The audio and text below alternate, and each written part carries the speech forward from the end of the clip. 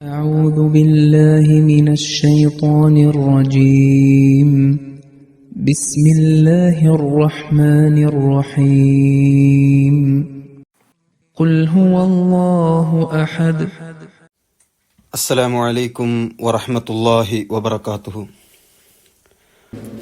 قل هو الله أحد പറയുക അവൻ അല്ലാഹു അഹദ് ഏകനാകുന്നു.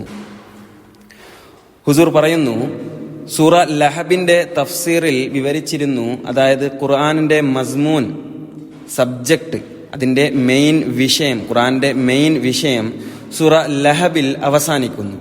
അതായത് സൂറ ബഖറ മുതൽ സൂറ ലഹബിലെ അവസാനം വരെയാണ് ഖുർആനിന്റെ അസൽ മസ്മൂൻ വിവരിച്ചിട്ടുള്ളത്. ഇതിൽ, അതായത് ബഖറ തൊട്ട് ലഹബ് വരെയുള്ള സൂറത്തുകളിൽ ലോകത്തിന് പൂർണ്ണ ഹിദായത്ത് അടങ്ങിയിരിക്കുന്നു.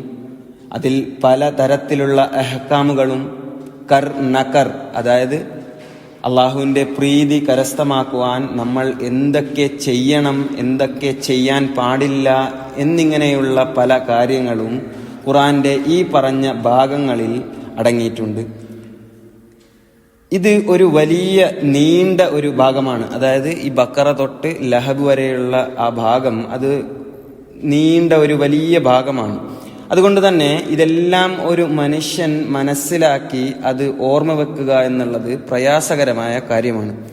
ലോകത്തിലെ എല്ലാവർക്കും ഖുർആനെ ഹിഫ്ദ് ചെയ്യുക എന്നുള്ളത് അത് ബുദ്ധിമുട്ടുള്ള കാര്യമാണ്. അപ്പോൾ ഈ ഒരു പ്രശ്നത്തിന്, അല്ലെങ്കിൽ ഈ ഒരു പ്രയാസത്തിന് പരിഹാരമായിട്ടാണ് അള്ളാഹു ഖുർആന്റെ അവസാനത്തിൽ ഈ 3 സൂറത്തുകളെ അവതരിപ്പിച്ചത്. ഇവിടെ ഒരു കാര്യം പറയേണ്ടത് അനിവാര്യമാണ്.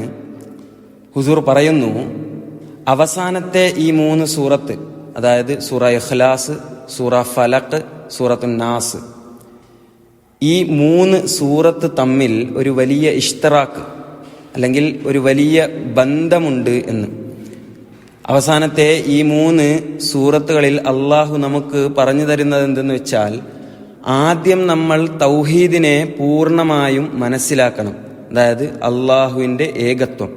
അങ്ങനെ മനസ്സിലാക്കുകയാണെങ്കിൽ മനുഷ്യന്റെ മനസ്സിൽ നിന്ന് ഒരു കാമിൽ ദുആ പുറപ്പെടുന്നതാണ്. അങ്ങനെ പിന്നെ ഷർറിന്റെ ഖാത്മ ഉണ്ടാകുന്നതാണ്.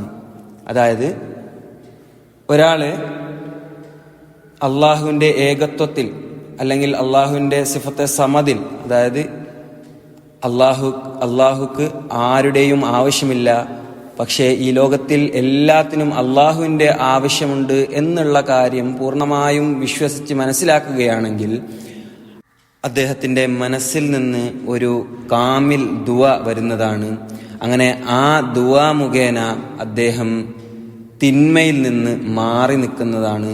അങ്ങനെ പിന്നെ ഈ ലോകത്ത് തന്നെ തിന്മ ഇല്ലാതാവുന്നതാണ്.